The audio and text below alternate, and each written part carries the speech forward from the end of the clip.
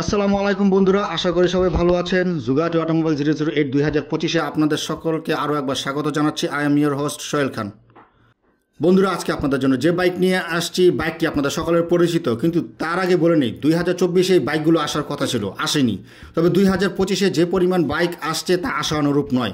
তবে আমরা আশা করছি 2025 পুরোপুরি এই হায়ার সিসি বাইকের আগমন ঘটুক আমাদের বাংলাদেশে, এবং প্রো রাইডাররা বা বাইকাররা তাদের মনের মতো বাইকটি পাক।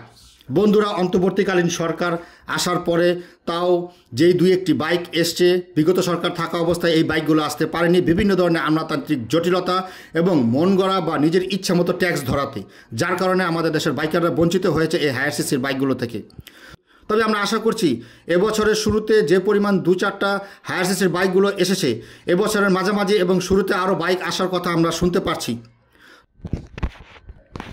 তবে বন্ধুরা, আজকে আপনাদের জন্য যে বাইকটি নিয়ে এসেছি এটি একটি দুর্দান্ত এবং সবারই পরিচিত বাইক। এই বাইকের নাম শুনলে প্রো রাইডার থেকে শুরু করে ইয়াং জেনারেশনের সকলেরই শরীরে গুজবাম হয়। তবে আমরা জানতে পেরেছি যে কোনো সূত্রে এই বাইকটি এবছরের শেষের দিকে আসার 95% সম্ভাবনা রয়েছে। তো আজকে আপনাদের জন্য যে বাইকটি নিয়ে এসেছি, বাইকটি হচ্ছে কাওয়াসাকি নিনজা ZX250R। বন্ধুরা, এটি বাইক নয়, এটি এমনই একটি মেশিন এবং এটি একটি মিন মেশিন।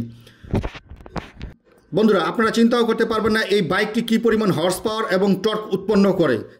তাই এই বাইকটি সম্পর্কে যারা জানে তারা এই বাইকটির জন্য খুবই পাগল।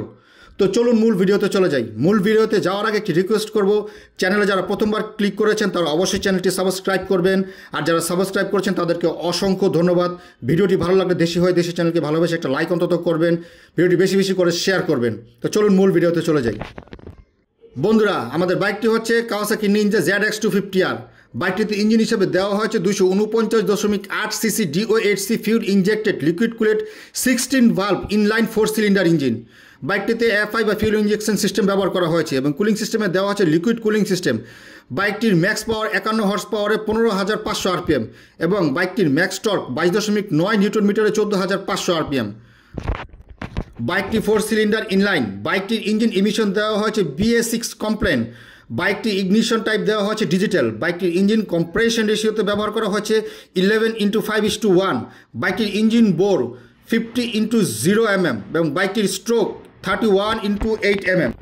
বাইকটির বাল্ব সিস্টেম DOHC 16 ভাল্ব এবং প্রত্যেকটি সিলিন্ডারে 4টি করে বাল্ব ব্যবহার করা হয়েছে, 2টি ইনলেট এবং 2টি এক্সস্ট। বন্ধুরা, বাইকটি 6 স্পিড ম্যানুয়াল ট্রান্সমিশন সিস্টেম ব্যবহার করা হয়েছে। বাইকের ক্লাচিং সিস্টেমে দেওয়া হয়েছে wet multiplate with slipper assist clutching system. বাইকটির ফাইনাল ড্রাইভ দেওয়া হয়েছে চেইন ড্রাইভ। বাইকের ফ্রন্ট সাসপেনশনে ব্যবহার করা হয়েছে 37 mm fully ups and down telescopic suspension এবং রিয়ারে ব্যবহার করা হয়েছে adjustable monoshock, horizontal backlink gas charge shock with spring pilot adjustable monoshock. বাইকের ফ্রন্ট ব্রেকিং সিস্টেমে ব্যবহার করা হয়েছে 310 mm single disc with dual channel ABS braking system এবং রিয়ারে ব্যবহার করা হয়েছে 220 mm single disc with dual channel ABS braking system. বাইকটি অটোমেটিক ট্রাকশন কন্ট্রোল সিস্টেম ব্যবহার করা হয়েছে।